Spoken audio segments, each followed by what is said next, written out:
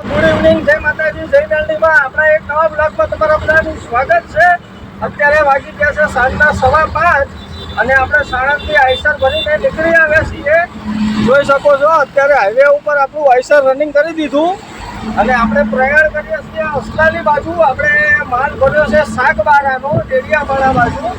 જે ડેડિયાપાડાથી આગળનો જે શાકબારા ડિસ્ટ્રિક્ટમાં ખોપી કરીને ગામ છે ત્યાં આપણું આઈસર ખાલી થશે. તો અત્યારે આપણે અસલાની જઈને તમને પાછળ બતાવું કઈ રીતે માલ ભરે છે, કેટલો માલ ભરે છે, આ તે પાઇપ બંડલ કેટલા ભરે એ પણ બતાવું. તો હવે જઈએ સીધા આપણે અસલાલી આપણા પંપ ઉપર અને ત્યાં આગળ જાય ટાંકો ફૂલ કરાવી અને ત્યાં આગળ જમીને સૂઈ જશું અને પછી ત્યાંથી આપણે નીકળીશું રાત્રે 2-3 વાગે. તો જઈએ સીધા પહેલાં અસલાલી પંપ ઉપર. તો ભાઈ હજુ આપણે મોર્નિંગ થઈ જાય અને અહીંયા ડીઝલ પુરાવા લગાવી દીધું આઈસર અને ડીઝલ પુરાવાનું પણ ચાલુ થઈ ગયું. જોઈ શકો છો રાતનો ટાઈમ છે. તો પહેલાં ડીઝલ ફૂલ ટાંકો કરી દઈએ પછી અહીંયાથી આગળની જર્ની સ્ટાર્ટ કરીએ. અને ટાઈમો વાગ્યા છે રાત્રિના 3. તો આપણે ડીઝલ પુરાવીને નીકળ્યા ત્યાંના કન્ટિન્યુ ડ્રાઈવ કરતા હતા અને અત્યારે જસ્ટ પહોંચી આવ્યા બરોડા એક્સપ્રેસ વે ઉપર. તો આપણે બરોડા એક્સપ્રેસ વે ઉપર ચલાવી લઈએ છીએ કેમ કે વાસદ થઈ જઈએ તો વાસદનો ટોલ વધારે આવે એટલે આપણે બરોડા એક્સપ્રેસ વે લઈ લીધી આણંદથી. સામરખા ચોકડીથી બરોડા એક્સપ્રેસ ચડાવી હવે બરોડા બહાર નીકળી જશું. તો બધા વિડીયોમાં બન્યા રહેજો. જોઈ લો સવારનો નજારો કંઈક આ રીતે આવે છે એક્સપ્રેસ વેનો. અને આપણે આ કાચ ઉપર ક્રેક આવેલી છે એના હિસાબે વિડીયોમાં થોડી દિક્કત આવતી હશે. કાચની પ્રાઇસ બહુ વધારે છે એટલે નવો નખાવાય એવી નથી પણ નખાઈ દઈશું પછી. બરોડા એક્સપ્રેસ પૂરો કરી અને આવી ગયા હાઈવે ઉપર. હાઈવે ઉપર આપણે કન્ટિન્યુ ચાલે જવાનું છે રાજપીપળા સુધી. પછી રાજપીપળાનો બ્રિજ આવે ત્યાંથી આપણે નીચે લઈ અને પછી લઈ લઈશું લેફ્ટ સાઈડ. અત્યારે બરોડા ક્રોસ કરીએ છીએ. જોવો નજારો હાઈવેનો અને વાતાવરણ આજે ખબર વરસાદ આવે એવું વાતાવરણ દિવસ સુધી ગયો પણ હજુ વરસાદ આવવાનો હોય એવું વાતાવરણ એવું બનેલું છે. બતાવું તમને. ટાઈમ વાગી ગયા સવારના 7:10 થાય છે પણ એમ કે હજી આમ 5:45-5:30 થતા હોય એ રીતનું વાતાવરણ છે. અને હાઈવે પણ ભર્યો ચાલે છે અત્યારમાં.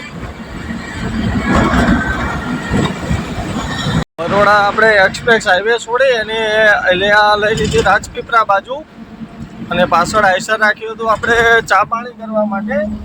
તો ત્યાં આગળ ચા પાણીથી અને નીકળ્યા ત્યાંથી કન્ટિન્યુ આવીએ છીએ. અને અત્યારે કંઈક આવું કેલનપુર કરીને ગામ આવ્યું છે જોઈ શકો છો. આવું કેલનપુર કરીને કંઈક ગામ આવ્યું છે. કેલનપુર ક્રોસ કરી અને ચાલે જઈએ. ડભોઈ પહોંચવા આવી ગયા આપણે અને આ સીધો રસ્તો જતો રહ્યો બોડેલી બાજુ. આ બ્રિજ ચડીને બોડેલી જાય. આપણે જવાનું છે દેવલિયા બાજુ અને જો આ ડભોઈમાં એન્ટર કર્યું આઈસર અને ડભોઈ ક્રોસ કરી અને સીધા ચાલે જશું. બતાવું આગળ ડભોઈનો વ્યૂ. સવારનો નજારો જોઈ લો. ડભોઈ ક્રોસ કરીએ છીએ. રોડ રસ્તા બધા ખાલી જ છે. સવારમાં એટલું બધું ટ્રાફિક કે એવો રસ નથી ગઈ. અને હવે આપણે આ ક્રોસ કરી અને સીધા ચાલે જવાનું છે. અને આપણે માલ ખાલી કરવાનો છે શાકબારા ડિસ્ટ્રિક્ટનું કંઈક ખોપી કરીને ગામ છે ત્યાં આપણું આઈસર ખાલી થશે. તમે ખોપી ક્યાં આવી એ તો આપણે જોયેલું નથી. શાકબારા ડિસ્ટ્રિક્ટ જોયેલું છે તો આપણે ચાલે જઈએ અને આગળની જર્ની પણ તમને બતાવું. આપણે ડીલર હોય સબ ડીલર હોય એટલે લોકેશન મળી જાય, નંબર મળી જાય. એટલું બધું ગોતવામાં મુશ્કેલ નથી હોતી પણ અંદર દરેક ગામ આપણે અંદર ના જોયેલા હોય એટલે આપણી રીતે વેરીફાઈ કરવું પડે. બાકી ડેરી અમારે શાકબારા આટલું બધું આપણે જોયેલું જ છે. તો કંઈ નહીં હવે જઈએ આગળ અને આગળની જર્ની તમારી જોડે શેર કરું. અત્યારે પહોંચવા આવ્યા દેવલિયા અને અહીંયાથી આપણે આગળથી લઈ લેવાની રાઈટ સાઈડ એટલે એ રસ્તો જતો રહેશે લેફ્ટ પાછો બોર્ડ છે, લેફ્ટ આપણે ત્યાં નથી જવાનું, જવાની છે ત્યાંથી રાઈટ લઈ ને પછી કન્ટિન્યુ ચાલે જશું.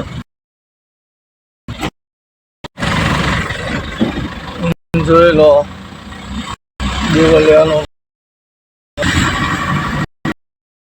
એક નાના ઘાટ જેવું આવશે, મતલબ એટલું બધું નથી પણ આમાં નાનું ઘાટ જેવું છે.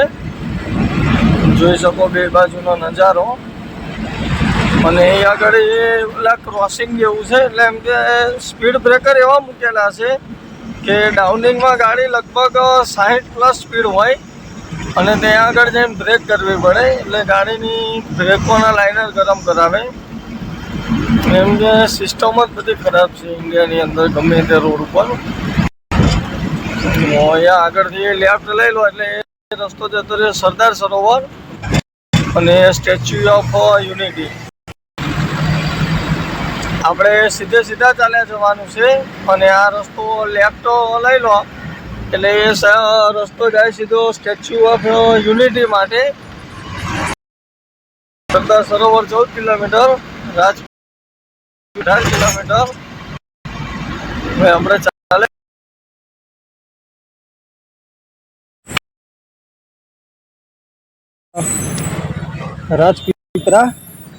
રાજપીપળા નાસ્તો કરવાનો છે અને પછી જઈએ ડેડિયાપાડા બાજુ. તો પેલા નાસ્તો કરી લઈએ. તો મજાના દાળ પુલાવ અને સેવ ઉસળ જમી લીધું અને જમીને નીકળી આવ્યા અને અત્યારે રાજપીપળા ક્રોસ કરીએ છીએ.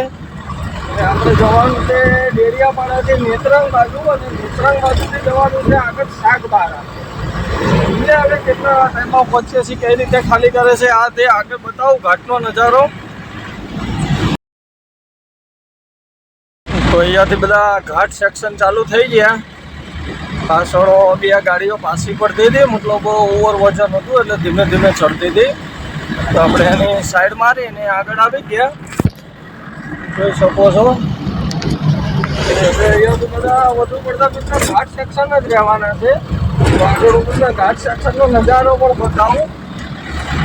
જો મરાઠી ડિપરો મારતો આવે છે, ઓલાની ગાડી ચડતી નથી એટલે ઘાટમાં સાઈડો મારે છે. જો ઓલા કેરાવાળા દબાઈ નવી ગાડીઓ હોય પાવર ગાડી એટલે ચડી જાય ને વજન ભરેલી ટ્રક હોય એટલે ન ચાલતી હોય એટલે આવું બધું ચાલે કરે.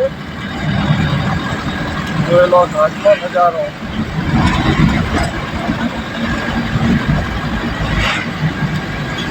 એક નંબર વ્યૂ છે ભાઈ ઘાટનો.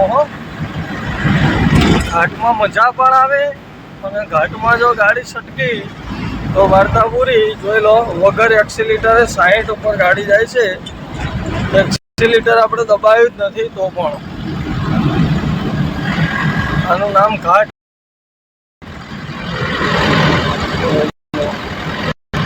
બે 4 હોટલો પણ છે આ બાજુ.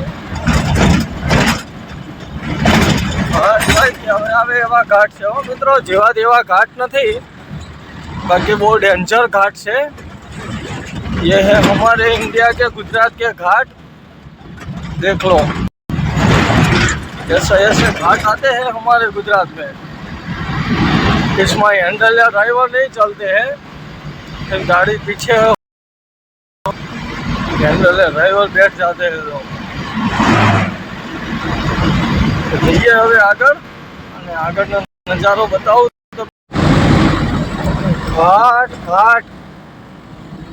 ઘાટ સેક્શન છે ભાઈ, અકસ્માત સંભવિત વિસ્તાર. જો ઓલા બધા સેલ્ફી લે. ડેન્જરમાં ડેન્જર ઘાટ હો.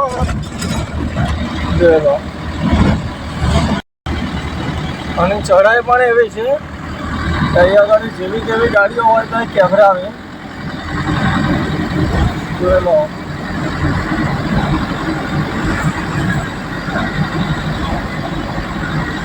આપણે કોઈ ફિલ્ટર મારતા નથી મિત્રો. જે રિયલ વિડીયો હોય એ જ વિડીયો આવે.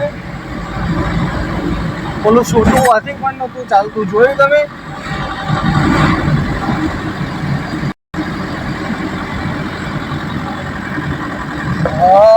ભાઈ એક નંબર વ્યૂ છે ઘાટનું.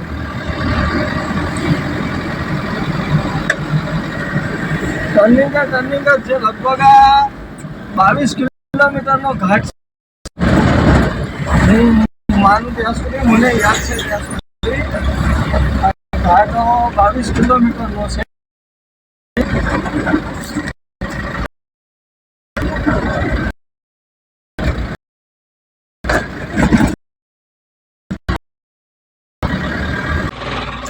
તો ભાઈ જુઓ, અહીંયા ખોપી આપણે આઈસર ખાલી કરી દીધું અને આપણે ગાડી પણ ખાલી થઈ જાય. તો અહીંયાથી નીકળીએ આપણે. ચલો જઈએ, હા ને? રેડી? તો ભાઈ જુઓ, આ રીતે હતું કંઈક ખોપી, અને હવે અહીંયાથી નીકળીએ આપણે ખોપીથી અને જઈએ સીધા ડેડિયાપાડા બાજુ. અને આ બાજુની મિત્રો આ લોકોની લેંગ્વેજ આખી અલગ જ છે. 2-4 જણા વાત કરતા હતા, મેં સાંભળ્યું, પણ હાવ અલગ લેંગ્વેજ હતી. હવે અહીંયાથી મહારાષ્ટ્ર બોર્ડર લાગે એટલે મહારાષ્ટ્રની લોકલ લેંગ્વેજ હતી કે ભાઈ આપણે ગુજરાતની લોકલ લેંગ્વેજ હતી, ખ્યાલ ન આવ્યો. આદિવાસી લેંગ્વેજ નથી, એનાથી અલગ જ હતી.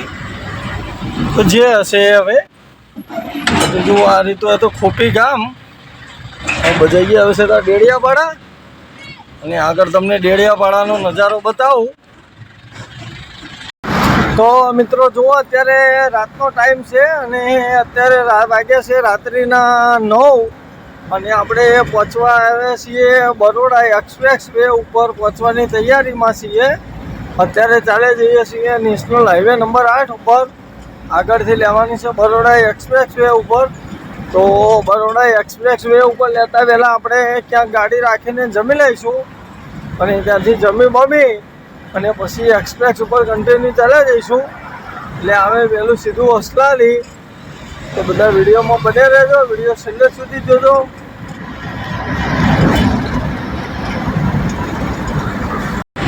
તો મિત્રો જુઓ, આપણે પાછળ આઈસર રાખ્યું હતું જમવા માટે, અને ત્યાંથી જમીને નીકળ્યા, ત્યાંના કન્ટિન્યુ ડ્રાઈવ કરીએ છીએ.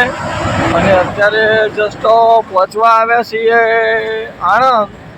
આણંદની જર્ની હવે લગભગ 5-7 કિલોમીટર બાકી છે.